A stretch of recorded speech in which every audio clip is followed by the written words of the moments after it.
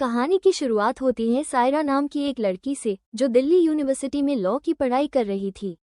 सायरा के पिता इमरान एक मामूली मैकेनिक थे और मां नसीमा गृहिणी। घर की इकलौती बेटी होने के नाते सायरा पर उनका पूरा ध्यान था। पढ़ाई में होशियार सायरा को इमरान ने एक पुरानी कार गिफ्ट की थी, उनके प्यार की एक निशानी। सायरा का बॉयफ्रेंड था विवेक। दोनों एक ही कॉलेज में पढ़ते थे, लेकिन रिश्ता कुछ अधूरा सा था। दिल की तसल्ली जैसे कभी होती ही नहीं थी। एक रात जब सायरा बार में काम कर रही थी तो अचानक उसके कपड़ों पर वाइन गिर जाती है।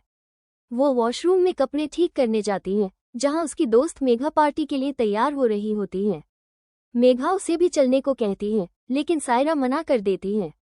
लेकिन कुछ मिनट बाद ही एक लग्जरी कार बाहर रुकती है, जिसमें से एक उम्रदराज शख्स बाहर निकलता है। मेघा उसी के साथ चली जाती है। सायरा और विवेक हैरान रह जाते हैं। इसी रात सायरा को नौकरी से निकाल दिया जाता है। सायरा हॉस्टल में रहती थी और उसकी रूममेट वही मेघा थी। महंगे परफ्यूम, गहने और कपड़े देखकर सायरा पूछती है, ये सब कैसे? मेघा जवाब देती है, कुछ लोग सिर्फ साथ बिताए वक्त के बदले बहुत कुछ दे देते हैं। फिर एक बार फिर मेघा उसे पार्टी में चलने का आग्रह करती है। इस बार सायरा मान जाती है। पार्टी की चमक दमक और उसमें मौजूद अमीर उम्रदराज लोग, सायरा को सब अजीब लगता है। वहां उसकी मुलाकात होती है यशवंत मलिक से, एक रईस बिजनेसमैन।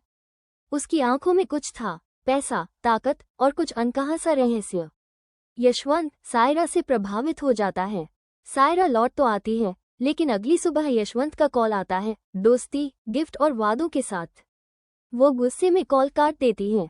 फिर बहस होती है मेघा से, लेकिन मेघा उसे समझाती है, तू बस एक बार मिल, फिर खुद तय कर लेना। सायरा तैयार होती है और यशवंत से मिलने जाती है। वो उसे प्राइवेट जेट में ले जाकर डिनर कराता है और फिर $5000 का चेक देता है। सायरा के लिए यह नया अनुभव था, बिना किसी मेहनत के सब कुछ मिल रहा था। धीरे धीरे उसका झुकाव इस नई दुनिया की ओर बढ़ने लगता है।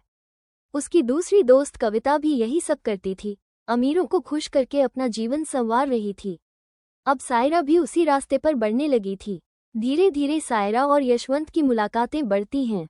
विवेक को उसकी दूरी महसूस होने लगती है। जब वो सायरा से मिलने आता है तो उसे सायरा के व्यवहार में कुछ अजीब लगता है। वो सवाल करता है, लेकिन सायरा झूठ बोल देती है। शक तो होता है, पर वो चुप रहता है। एक दिन सायरा का एक्सीडेंट हो जाता है। पिता इमरान पूछते हैं कि गाड़ी कहाँ से आई। सायरा फिर झूठ बोल देती है। लेकिन जब इमरान को दस्तावेज मिलते हैं तो उन्हें सब समझ आ जाता है। अगली सुबह वो यशवंत के बंगले पहुंचते हैं और सायरा को उसके साथ देखकर टूट जाते हैं। सायरा अब ये सब छोड़ना चाहती है, लेकिन यशवंत जिद करता है, एक आखिरी रात, बस एक आखिरी बार। इस बार सायरा की दोस्त कविता भी साथ होती है। लेकिन उस रात कुछ ऐसा होता है जो सब बदल देता है। यशवंत नशे में कविता का गला घोंट देता है।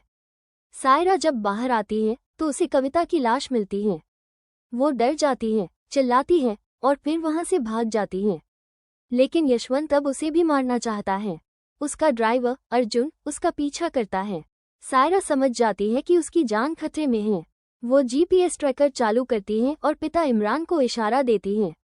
इमरान समय रहते पहुंचते हैं और अर्जुन के साथ भीषण लड़ाई होती है।